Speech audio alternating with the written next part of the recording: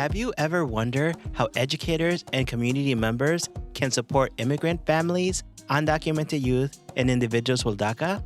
That's exactly what this podcast is going to explore. Join us to learn more about these topics, listen to our guest stories, and explore resources to support students and their family. I'm your host, Dr. Gerardo Mancilla. I immigrated to the United States at a young age and am currently working as an associate professor of education.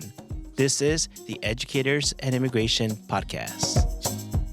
Hello, and welcome to another episode of Educators and Immigration. It has been a while since I've released an episode, and today we're going to be talking about that reason why. One of the things that happened over the winter break was that I had the opportunity to travel with today's guests for the show, Erika Rosales and Yesenia Villalpando Torres. We are actually part of the steering committee for the MISOL program. MISOL stands for the Mexico International Study Opportunity for Learning. And during December and January, we were able to take a cohort of 18 participants to travel to Mexico for a life-changing opportunity. I'm really happy to have both Erika and Yesenia here with us today. And I just wanted to give a little bit of background, and then I'm going to allow them to talk about themselves. But Erika and Yesenia are strong advocates in our community. They've been fighting for immigrant rights at the local, at the state, and at the national level. They are always looking for ways to support our undocumented, DACAmented, and immigrant populations. Erika Rosales is the director for the Center for Dreamers at the University of Wisconsin-Madison, and she was a guest on this podcast back in episode 9, where we discussed the center and all the amazing work that they are doing. Additionally, she is the Diversity and Inclusion Specialist at WIDA, which is housed within the Wisconsin Center for Educational Research. Erika is also a 4W Director for Immigration and Human Rights. Erika, thank you so much for being on the podcast. Is there anything else that you would like our listeners to know about yourself?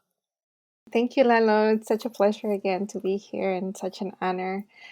Maybe something additional that I would like to add, just that I am an undocumented immigrant.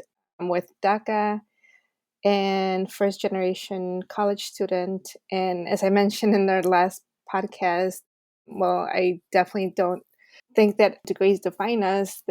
Just for the context of this conversation, I will mention that I received my master's in cultural foundations of community engagement and education.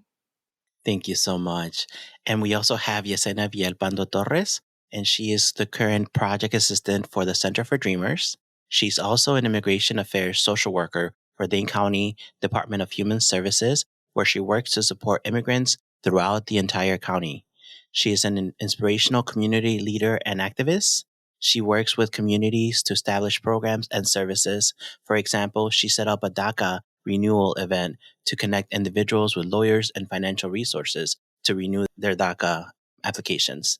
Yesenia, thank you so much for being on the podcast as well. Is there anything else that you would like our listeners to know about yourself?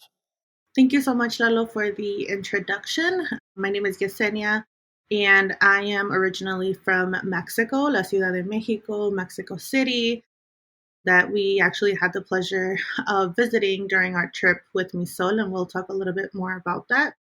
Besides that, I am currently also a student. I'm currently pursuing my master's in social work at the University of Wisconsin-Madison, and I'm looking forward to chatting with you all today. Thank you both. And as we mentioned, this program is going to be about MISOL.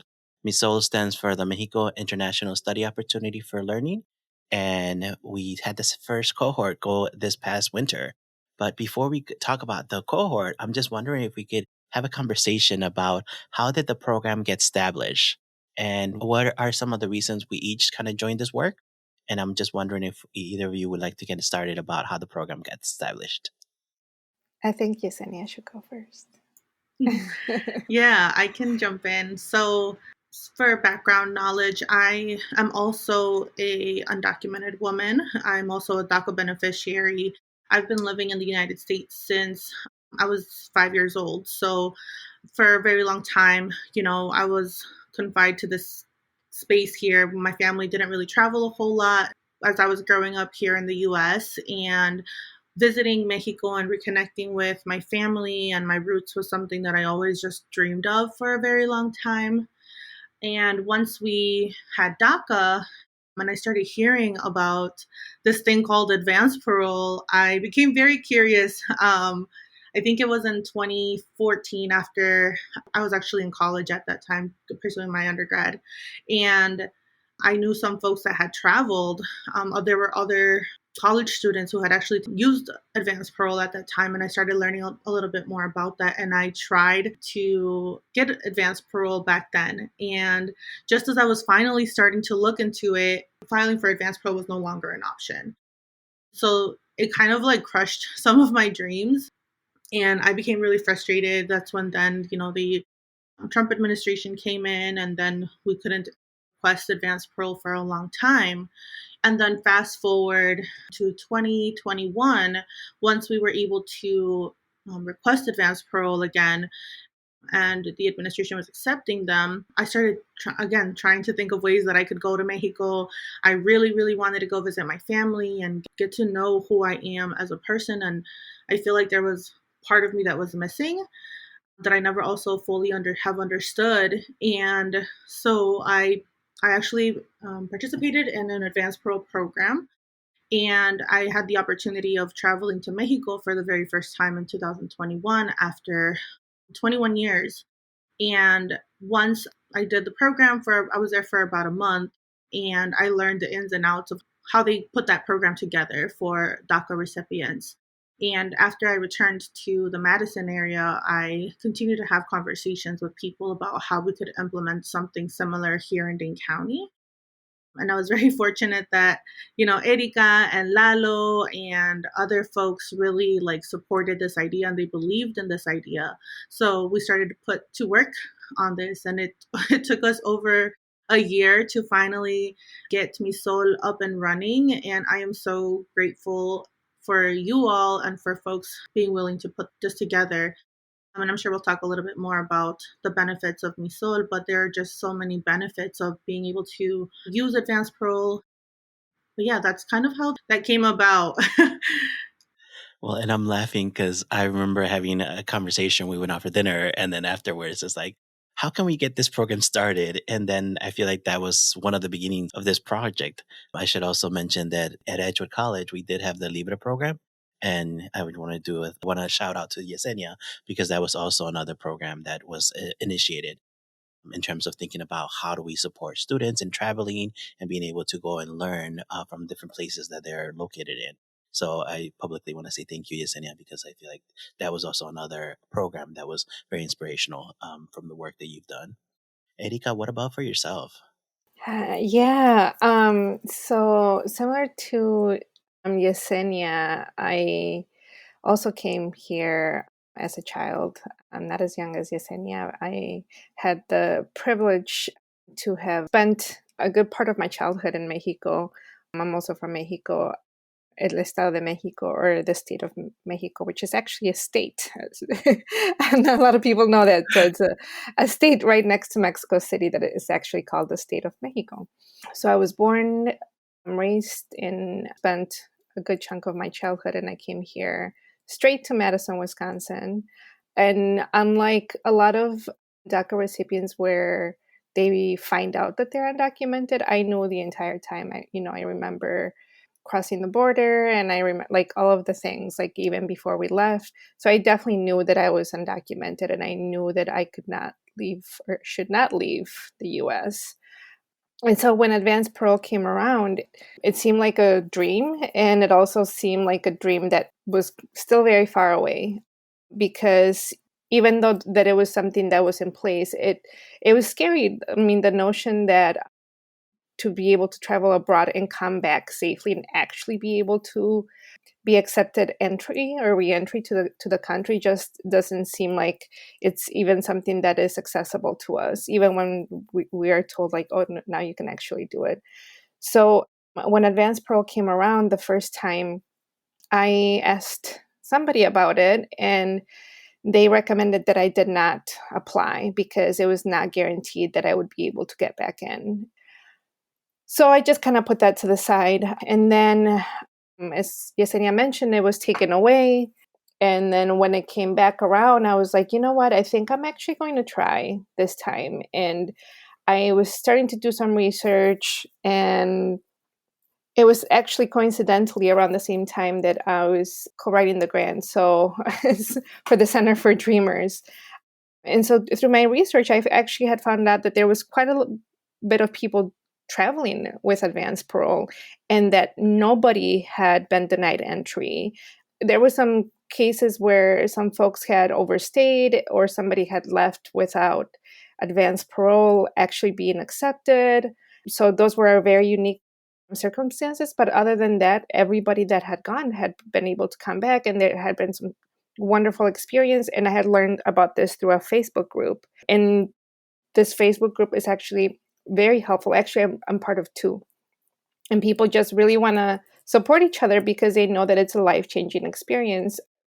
Similar to what Yesenia had said, like I think that folks with DACA, we feel very, very disconnected. Like all of us who are undocumented from our country, from our community. And so being able to have something like advanced parole that allows us to be able to go back and reconnect with our home, our family, meet family members we haven't met, re-meet family members, because since it's been so long, you feel like you have to get to know them all over again. And same thing with where you're from. I mean, every time I've gone back twice.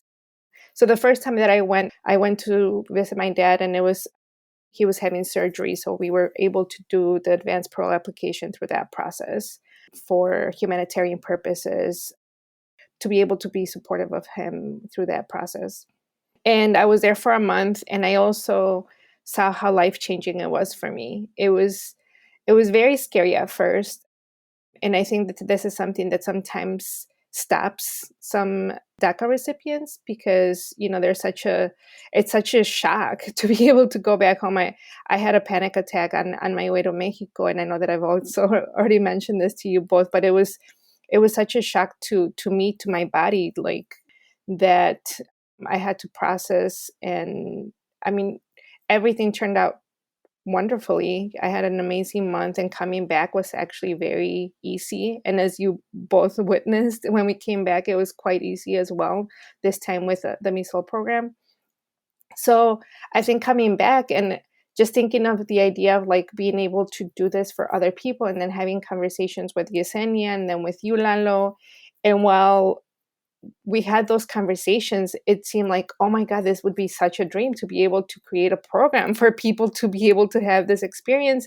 And not only that, for folks who, and we can talk about this a little bit later too, but just to mention, for folks who came in without an inspection, when people are adjusting their status, that is something that is needed. And so this would also be something that, could get checked with that process, alongside being able to go back to their country. So it just made sense to be very committed and determined to create a program like this. And I know, that we found it very, very challenging at points, but luckily and fortunately, we all stuck through it and saw what was on the other side of creating the program. And so, yeah, I just feel very, very fortunate to have been part of this journey with you both. Thank you. And I also wanted to share that it's been an honor to work with both of you all in terms of thinking about how to create those opportunities or those programs for others.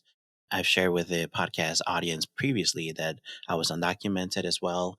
And for me, going back to Mexico didn't occur till 2018. So relatively recent as well, after I adjusted my status. And I do remember like like the feeling you get when you land into your home country. And you're like, I've grown away from so long. I had been in the United States for over 20 years and I hadn't traveled back because I couldn't.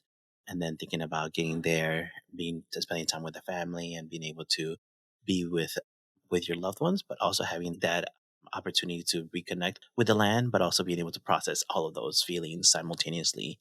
So when we started having those conversations about creating a program, I was like, yes, let's go ahead and do it. We don't know how it's going to happen, but let's go ahead and do it because it's needed. And it's something that could benefit so many people as well. And I think as we've seen with MISOL, there's been a need for it not only within Dane County, but beyond Dane County as well in the Midwest. And so I think that that's one of the powerful things, that the more that we could create these opportunities or these types of programs, or help other people support the established similar programs, I feel like the more people that can be benefited from it. Yeah, I'm glad that you mentioned that, Lalo, because I think that was something that, without knowing, the three of us knew that this would be a ripple effect, and that we knew that being able to go back home had not just changed our lives, it had also touched other lives. And so knowing that, I think, was also a motivational factor, because it's not just the people who you're going to visit, it's also the people that are here, that are supporting you, that are part of that journey with you, who are also being affected in a really positive and transformative way. I would also add that I'm really honored to have been able to do this work with you all, especially all of us having either currently being undocumented or formerly being undocumented. I think that that alone is really powerful, that this entire program was really put forward by undocumented people for undocumented people. And I don't think a lot of folks understand how powerful that is and how important that is, right? So we are very intentional about the way that we do things, and every little step throughout the way we had conversations about what is most important and how do we keep our people safe while we go through this process together. So I Mm-hmm. just want to add that I am grateful that you all are part of this, and you're also bringing your personal experiences with it too. Yeah, and it's a safety, like a mental health safety, legal safety, logistical, and all of those pieces that, yeah, I think that, just like what you said, Yesenia, having pretty unique perspectives that we have as a group has been super essential. And that this is something you can't do a training on this, it's a life experience training that we've all had individually. Well, and I'm thinking about like taking into account processing, or how something feel, or how do we make sure we create that safe space for the participants, and even just thinking about what does that look like. I remember one of the challenges was trying to find traveler's insurance. Mm-hmm. And it's like, wait, how do we set that up? And how does that look different than what our institutions traditionally do? And how do we have to go beyond and do the additional research to support people simultaneously too? Mm-hmm. I appreciated how you mentioned that it's not doesn't you can't do a training on it, because Mm. this is our lived experience too. Exactly. So both of you talked about advanced parole and the importance of this particular program, MISOL, being a study abroad program that is possible because of advanced parole. Can we go ahead and talk a little bit more about advanced parole? And I want to make sure we get to that second comment that you mentioned, Erika, about entry without inspection, Sure. the impacts for that.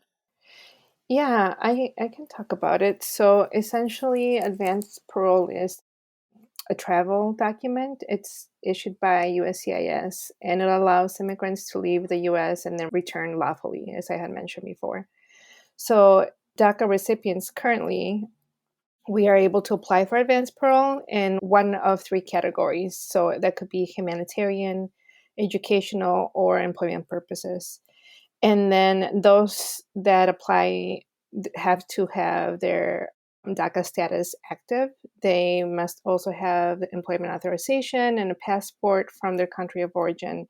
And then they also have to provide proof of evidence of for everything that is required. And there's also payment involved. And there must also be, for those categories, there must be valid reasons to travel abroad under those categories that I mentioned.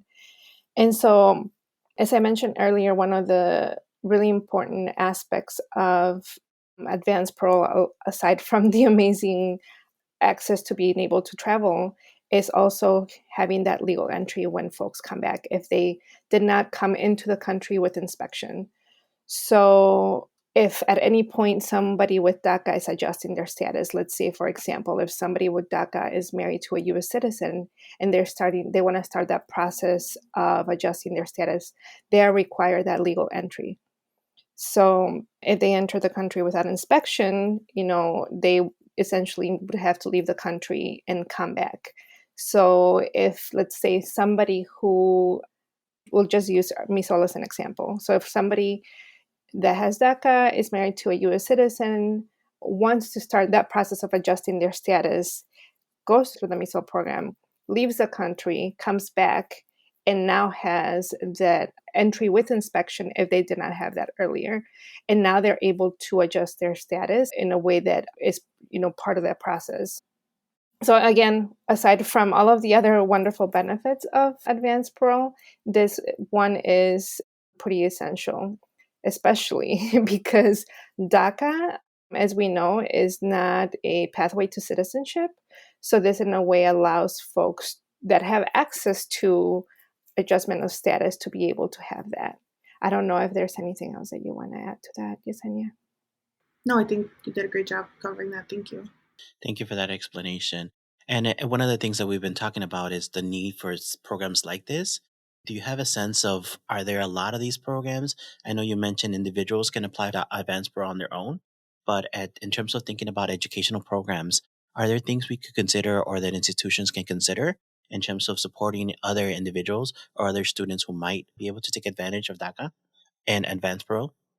One of the things that we had recently talked about was the importance of schools, colleges, and universities across the country that have DACA beneficiaries on campus and want to support them in efforts like MISOL, is that they don't need to necessarily create, a program specifically for DACA recipients. I think that if you have the capacity to do so, I think it's great if you're doing it in a safe and intentional way. But one thing that schools can also do is incorporate them into programs that already exist, right? So there are a lot of schools that already have study abroad programs that students could easily participate in. Yes, there would be still the requirements of completing the immigration paperwork and doing that far out in advance. So I think that schools and students can start working on those initiatives early on so that they can actually participate in these programs that already exist. So I think that oftentimes, at least for me as a student, when I was for example, at Edgewood, I never thought about doing study abroad programs because I didn't think that was a possibility. I didn't think that I could use those programs to travel outside of the country. So I think that schools can definitely start looking into those things. Also, for purposes of employment, folks can also go to conferences or do trainings and workshops outside of the country that might be related to their employment. So there are definitely ways that folks can take advantage of advanced parole. And I think both Erika and I definitely encourage folks to brainstorm and get creative and take advantage of this opportunity. And I would also add, try to check in with lawyers or be able to have consultations with lawyers to see what else would be needed for that traveling too. I think that that's an important one too. That as I think about what we did with MISOL, we're going to be talking about partnerships a little bit more, but thinking about how important it is to also have the legal background or the legal support for the programming too. Erika, I don't know if you wanted to add something else. Yeah, I just wanted to mention, just adding on to what Yesenia said as far as like being creative, because oftentimes I think when you're undocumented, you feel restricted. And so there's certain ideas that don't even cross your mind because you've been told, don't even think about that. So in the case of travel with advanced parole, there's a lot of ways that folks can travel. So for example, if somebody wants to see a dentist in their home country because it's cheaper there and because they have access to a dentist or for treatment. Also, folks who want to get a degree, they would be able to do that in a different country. Even just visiting the tomb of a close relative, like I've seen it in a couple of times where folks who their grandparent passed away and they asked to see if they could just go visit the grave of a loved one, and they got access to that. They were able to have that approved. Obviously, it's like a case by case scenario. And usually with those, it's like an immediate family member or a grandparent. And then even having an elderly grandparent, which, the majority of us who have DACA have elderly grandparents. So that's something to consider as well. And just to add to that, I think that the first step is just working through that fear, not getting over it, because I think you kind of have to work through it.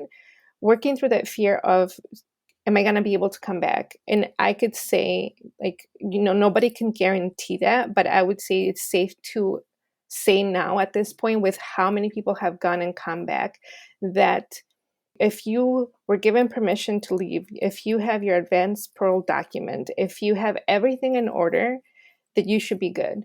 And that fear should not stop you. You can still go with the fear. That fear can travel with you and it can even travel back. But I think that allowing us to just kind of work through it so that we're able to actually do something that, we've been told for so long that we were not able to, but actually taking advantage of this, and at least for now, that it's available to us. Thank you both for that information about thinking about how do we become creative in terms of creating these opportunities for more students to be able to take advantage of it. So I would like us to transition into this year's MISOL program and the 18 participants that went to MISOL to Mexico. Can you talk about like how that was and what was that experience for? I know that we're going to be mentioning the website and we have a lot of the information in terms of like the requirements and the cost, but can we talk a little bit about MISOL Winter 2023? So I guess for MISOL, just so that folks have a general understanding of what MISOL is. So as we've mentioned, it is a program, a study abroad program specifically for DACA beneficiaries living in Dane County. So participants do engage in programming around culture, history, identity, and language. They also have the opportunities to reconnect with their families and learn about their family's migration. The participants that we had not left the United States for at least 15 years. I think we had some participants that were close to the 30-year range that hadn't been able to return back to Mexico. So this was a time for them to be able to reconnect with their roots, their family, and get to know a little bit more about themselves. And as we constantly say, MISOL is not just a study abroad program, but it is really, truly a life-changing opportunity. It is healing, it is transformative, and it has been just everything that I I dreamed of personally. So there are, like you mentioned, Lalo, there are a series of different requirements, but we do have this partnership with La Universidad in Mexico, UNAM, from Tasco, but we were able to stay for a week in Tasco with the university. We stayed on like a house, which is basically their student housing. And then for the second portion of the educational week, we stayed in La Ciudad de Mexico in Mexico City at a hotel near El Zócalo. So we got to see a lot of different places. And I don't know if Erika, if you want to go into details about some of the places that we went to, but we got to see a lot of really incredible places and learned a lot about the history of Mexico. Yeah, and thank you for adding that background to the MISOL program, Yesenia. I think also something to mention is the fact that you mentioned that currently in the last cohort and in this next cohort, one of the requirements is for folks to be living in the Dane County area. And we have received multiple requests that we open it up to, other parts of Wisconsin. And as much as we really, truly want, we know the demand is really high right now. I don't know that it's ever going to slow down, at least as far as DACA staying alive. But that would just essentially mean for us to say no to more people. And so we don't want to break hearts like that. And so we want to just keep it local for now, and then hopefully be able to expand it farther in some way, shape, or form in the future. So yeah, just kind of wanted to add to that because we have been receiving a lot of requests and being able to open it up. And so right now we just, we know that there's a very high need everywhere, but there's a large population of folks with DACA here in Madison. And we also have only a limited number of seats. We have 15, which is not very many. So we definitely, we want to be intentional about that, but we totally understand the need for more spaces and for also more accessibility to other folks in other parts of Wisconsin. So hopefully in the near future. And then as far as your question, Lalo, I think that the impact that this had on us and participants, honestly, we've been back for, just like a little bit over a month now. And I'm still processing it because it was so powerful. It just even thinking about, I know I'm going to start crying. Even before we left, I remember when we had our orientation and we had gatherings and just talking to the participants and how incredibly excited they were. But a lot of the times they were like, you could just tell that they were almost in disbelief that this was going to happen. And then for us to be there with them, it was such a beautiful group. The participants that we had were amazing. We were able to create a really wonderful program of unity, and it was, I think, like what you said, Yesenia, it was more than what I could have expected, way more. Because for the first 2 weeks of the program, which is the ethnographic research, I know that the three of us kind of had, as we say in Spanish, con el corazón en la mano. Like we were just like kind of worried, kind of excited, kind of like all of those emotions at the same time, because we knew that folks were going to be reconnecting with their families, and they were going to be with their families, their homeland, and their loved ones for that first part. And then once we got together and did the educational piece, I think the educational portion was really important because the participants were able to engage in Spanish, learn about culture. But it wasn't just about learning about culture like you would in a class. It's like, oh, you could sense that they were hungry for that learning. You could get the sense that they were hungry to reconnect with those distant parts of themselves that are not that distant. And the UNAM did a phenomenal job. Like everything that we did with the UNAM, they just poured their heart and soul into it. They were so passionate about what they did. For the workshops that we did, for example, the edible plants workshop, the medicinal plants workshop, the tamaliza, when we made tamales together, when we had a tour in Dasco and we learned about the super interesting history of the town, when we got to go to Mexico City and we went to the museums and the pyramids. And it wasn't just like we were just getting a lecture. It was really a deep understanding of how all of this was connected to us as a group, but also us individually. And to be able to see the place, connect with the place, and do that together. I think that was so special. I mean, I could see this being special for somebody that does this on their own, but for all of us to be able to do this together in such a cohesive way and with like so much love and gratitude, it was beyond beautiful. And I think I can freely say that every single participant has been transformed because of this program. And I think that that's what makes it so special, that it's beyond us individually, because it transformed them individually, but also those around them. And then for me as well, I think that it was a lot of work for the three of us. We were very tired. I'm just recovering. But even though we know that it's a lot of work, I think that we know what's on the other side. And that's what's pushing us forward to have created this next one, the one that we're going to be doing in the summer. And I would also add that the welcoming environment that the UNAM and the SEPE created was just amazing. The professors teaching the courses in the morning, language, identity, culture, and history, as well as then having them going with us to the different locations and continuing the education in a different way, that it was a place-based learning that was happening as well. I felt like I was continuing to learn a lot of the places we went. It had been my first time going to a lot of these places too. I remember like all the new learning that I was doing, even thinking about like the class in Spanish and thinking about los acentos and how to make sure that we have the right acentos in the right places. So it was great to have it with the participants. I also think about like the personal learning that I was doing as I was rethinking and re-understanding and relearning the history too, that I feel like that one was one of the most powerful aspects of it, that I was also a participant in that sense, that I was also learning and living that experience too. Yeah, they couldn't help but to just teach us all day long. They were so passionate about it, which was so beautiful. And a great thing. Sorry to interrupt you. I just want to say we want to do a shout out for the professors from La CEPE as well, because they were amazing. All the staff, all the work, like everybody who was there was so welcoming, and we greatly appreciate you all. Sorry, Yesenia, I didn't mean to cut you off. No, that's okay. I just really wanted to amplify one thing that Erika mentioned, is the importance of having other DACA recipients that are living this with you, because I think that if I would have gone to Mexico by myself, and have experienced a lot of this on my own.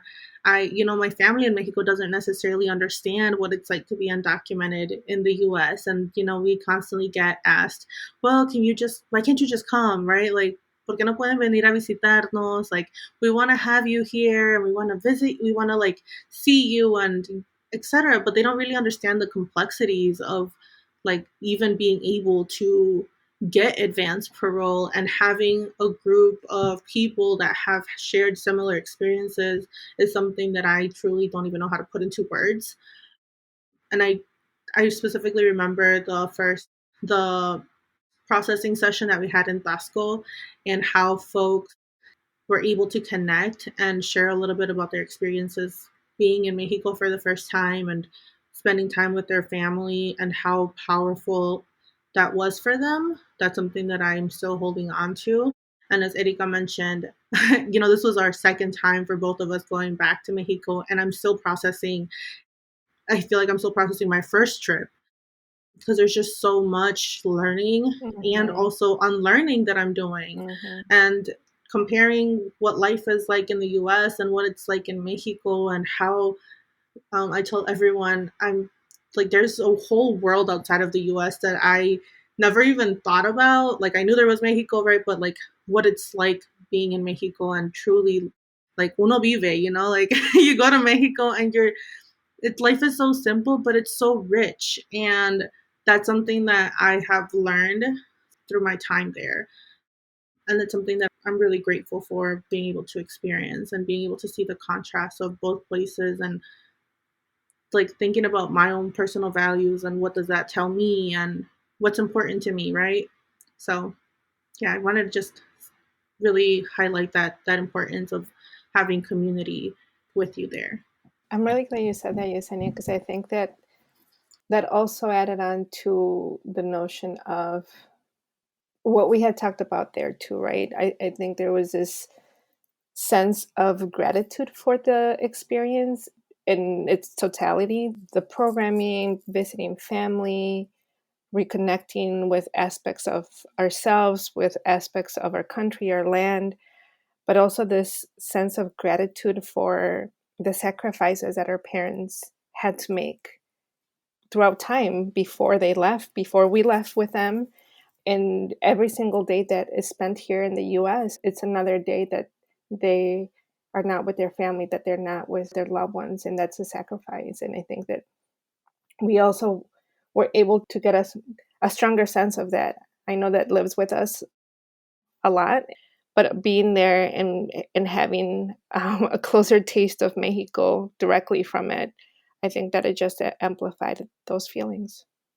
The other thing that was coming to mind was also reconnecting with DACA beneficiaries who have gone back to Mexico as well, and being able to kind of learn from their experiences and hear their stories, and think about those other conversations that Yesenia was also mentioning about what is life like over there and what is life like over here, and how do we understand the give and takes from both of those experiences as well. That I felt like was a powerful conversation that we had too.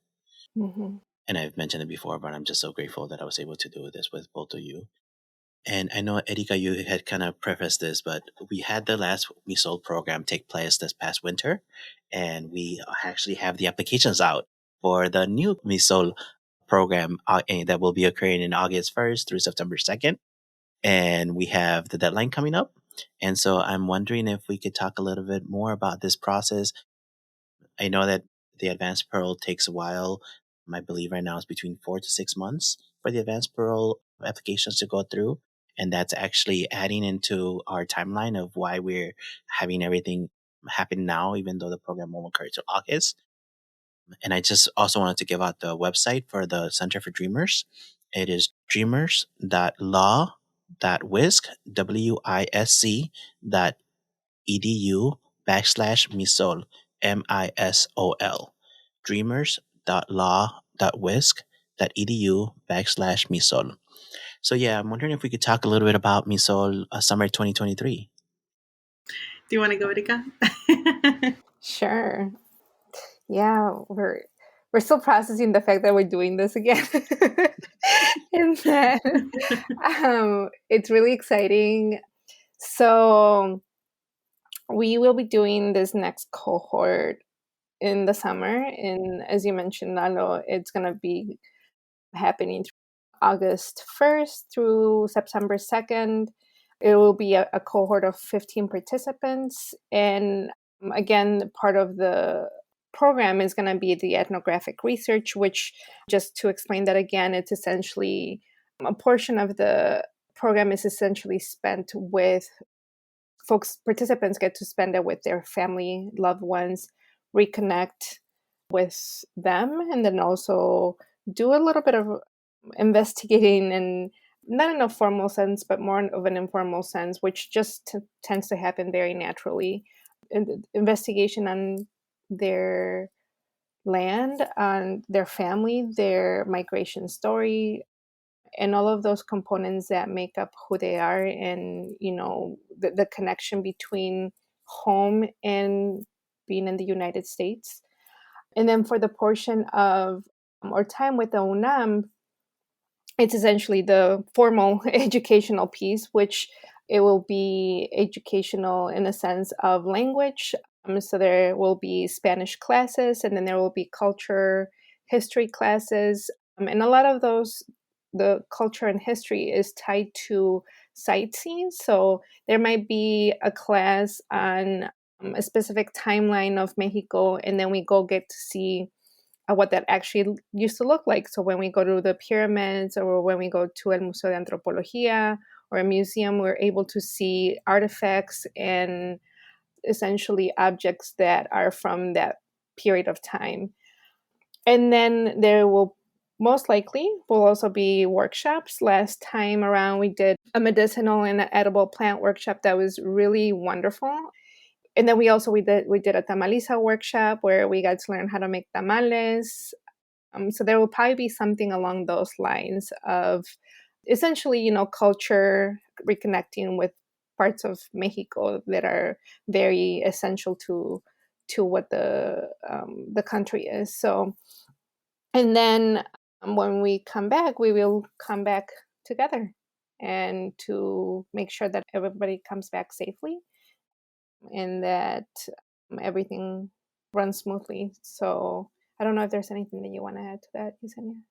The only other thing that I would add is that we do help with the actual advanced parole application. So I've had questions, people wondering how does that work? So we actually do get assistance from immigration attorneys. They are local immigration attorneys that we all have established really strong partnerships with. Last cohort we had Chris Rasmussen, Natalia Lusak, and Alma Cidantiveros help us with the advanced parole applications, which I do want to give them a quick shout out because they helped make this happen. And so for this upcoming cohort, we are going to have attorney Alma Cidantiveros again. And we also are going to have Aisa Olivares and then Laura Graham. They're all immigration attorneys helping us review. They're going to do individual consultations with all the participants, making sure that it is safe for them to travel, and then we would be submitting applications together. So just want to also mention that you will be getting assistance with your application, and we are taking the steps to make sure that you are consulting with an immigration attorney and we're being safe about it. So yeah, just want to add that quickly. If I can just add to that too, I think that it's also worth mentioning that throughout the process, I think that we're very thorough, especially Yesenia, about not missing the details of anything with the applications, with sending documents, what documents to send. We like to do multiple revisions of all of that because we know what it means, essentially making a mistake. Something little is not so little. So, and I think that also gives folks a peace of mind knowing that I think this last cohort, I could freely say that they trust us with that whole process. And for this next cohort, hopefully that's the case as well, because just the thought of going, it can be intense alone. And then also thinking about the whole process and then somebody else supporting it with that. So I'm sure that people want to have a little bit of more of a peace of mind of what that could look like. Thank you. And I don't know if I mentioned the deadline, but the deadline for the summer 2023 cohort is going to be Sunday, February 19th at midnight. So make sure that if people are interested, to make sure you have the application completed. Again, you need to go to the Center for Dreamers website at the University of Wisconsin-Madison. And so the website is dreamers.law.wis.edu/MISOL. So I wanted to make sure we mentioned that. And Yesenia started mentioning some of the partnerships and some of the people who have made the first program happen. And I just wanted to make sure I also do a shout out to Profesor Romel and Profesora Lidia, because they were amazing, and along with everybody else from la CEPE, Centro de Enseñanza para los Extranjeros, with the UNAM. And I just wanted to make sure we take some time to say any other people that we want to mention, or any other departments that were instrumental in making sure that the first cohort happened. Yeah, I think also continuing studies at UW was definitely instrumental. They have been super supportive. I know that we knocked on a lot of doors and they shine their door and then they open it up for us, and they've been super helpful and supportive, as well as IJC, the Immigrant Justice Clinic. They've been able to be supportive of folks doing with the consultations to just talk about advanced parole, and if it's something that folks should take advantage of, and then kind of sending them our way for the MISOL program as well. The last partnership that I do want to quickly mention is El Consulado Mexicano from Milwaukee. Mm-hmm. We had a lot of participants that needed to get their passports, their INES, and so I do want to give them a quick shout out as well for making sure that all of our participants had the necessary paperwork they needed to travel to Mexico as well. So, as we're getting to the last couple of questions, one of the ones that was coming up is, what are your goals for the future as you think about supporting DACA beneficiaries? I think one that I can think of right away is, because we have this accessible to us. So at the Center for Dreamers, we have monthly legal clinics that are free. And so the next one is actually Friday, March 10th from 9 a.m. to 1 p.m. And the wonderful thing about the legal clinics, aside from them being free, is that they're also over the phone. So anybody from the state of Wisconsin, mainly our focus is DACA beneficiaries, but we don't turn anybody away. But anybody essentially can call in and talk to an attorney, and services, as I mentioned, they're free of charge, then confidential, and they're also available in Spanish. So folks can either email us or give us a call and make an appointment. I don't know if you want me to give that information out, Lalo. If you have it available and you Yeah. feel comfortable, we could also put it on the show notes as well. Yeah. So the phone number is 608-890-3753. And then the email is dreamers@law.wisc, so WISC.edu. And then we will have another legal clinic on Friday, April 14th from noon to 5 p.m. And so a lot of folks that have their cases looked at, it might be DACA renewals. So those are probably one of the most popular services, DACA renewals, and then also doing consultations about advanced parole, and then seeing if there's anything else that they can qualify for. Is there a way that people can adjust their status, or just kind of covering all of that grounds. And then again, this is done in partnership with the Immigrant Justice Clinic at the law school at UW-Madison. So these are services that are given by UW law students as well as immigration attorneys. So that it's usually the process goes through a student who does the intake form, and then the case is actually reviewed by an attorney. Thank you. Yesenia, did you want to mention about the Office of Immigration Affairs as well? Yeah, that's I'm happy to do that. So, as Lalo mentioned at the beginning of the podcast, I am a social worker with Dane County's Immigration Affairs Office. And through that office, we work with a lot of DACA recipients here in Dane County. So, similar to the legal clinics that they have, we actually partner with a lot of different nonprofit organizations and also private attorneys that can help with renewals or consultations if they're maybe thinking about not trying to figure out ways to adjust their status. Through our office, we also do have financial assistance for folks that need to renew their work permits as well, their DACA. The only downfall of this, as we previously mentioned, is that since it is part of Dane County, we are restricted to Dane County residents only. But if you do live in the Dane County area, feel free to contact me and we can get you connected to legal services as well. And if needed, we also can provide some financial assistance for that renewal process. And I will give my work cell phone number, which is 608-287-4004.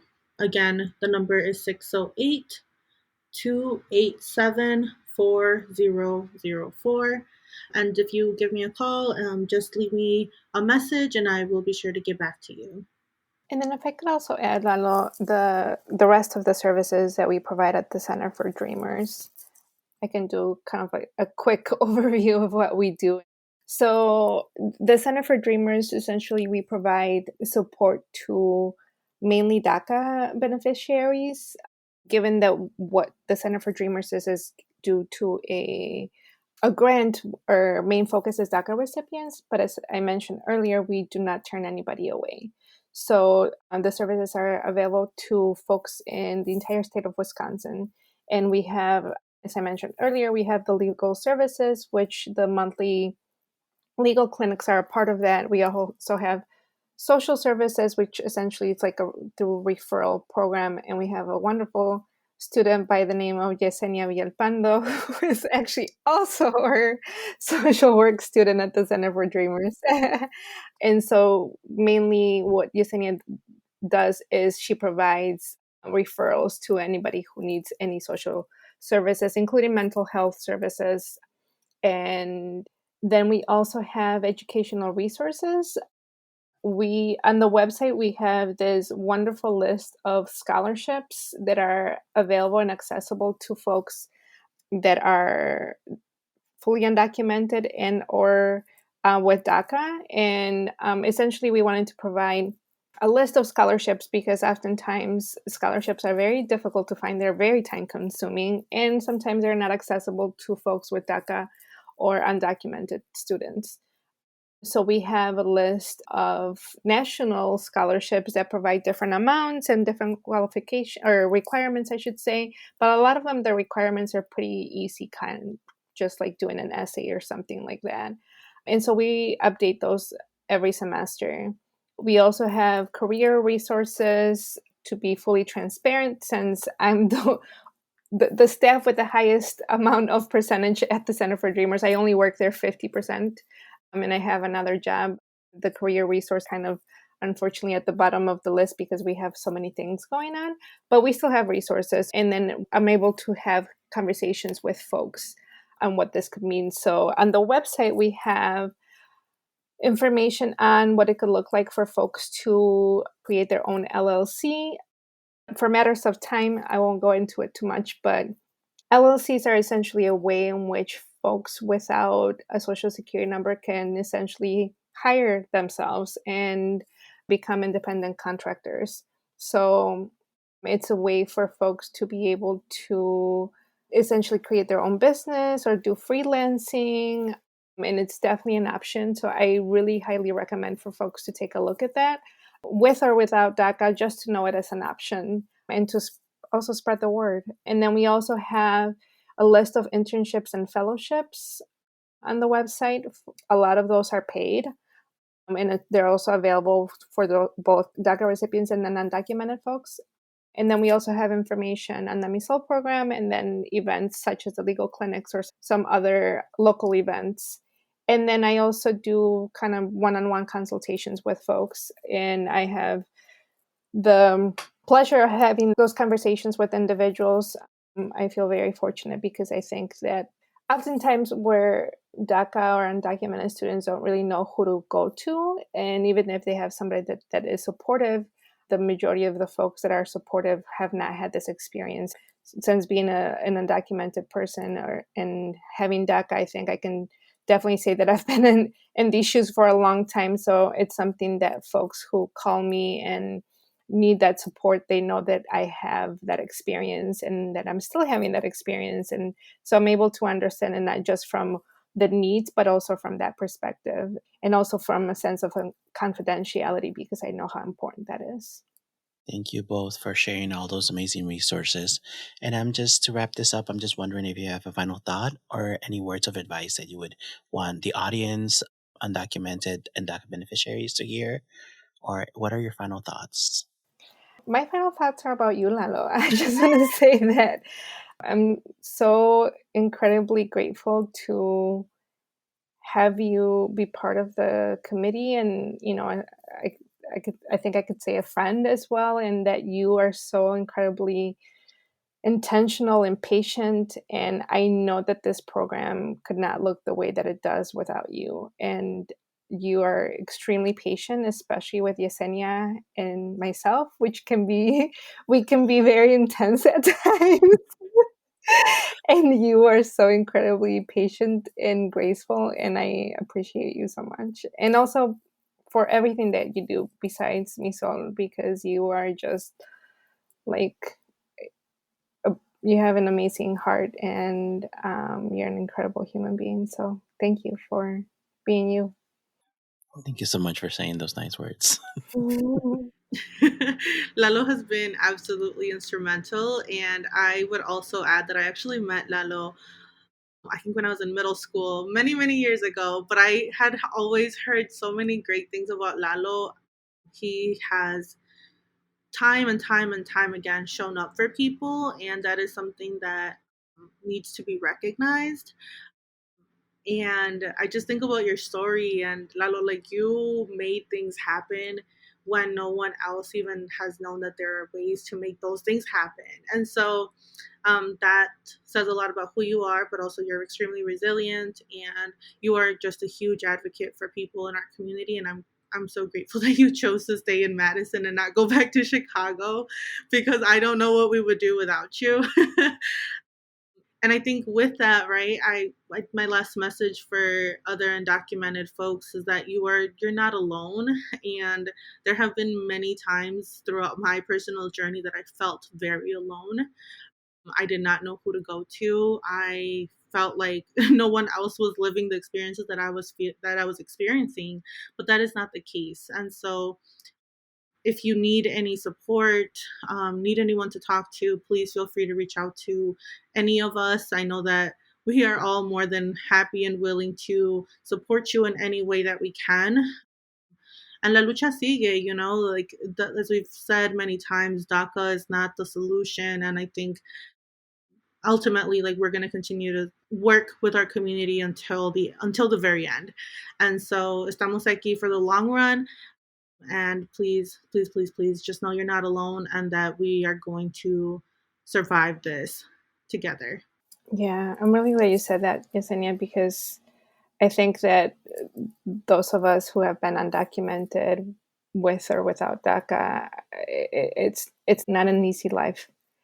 With DACA, we know for the past 10 years it's been a roller coaster, and right now the future seems pretty uncertain, and we need community for that. And folks, like what you said, they need to know that they're not alone.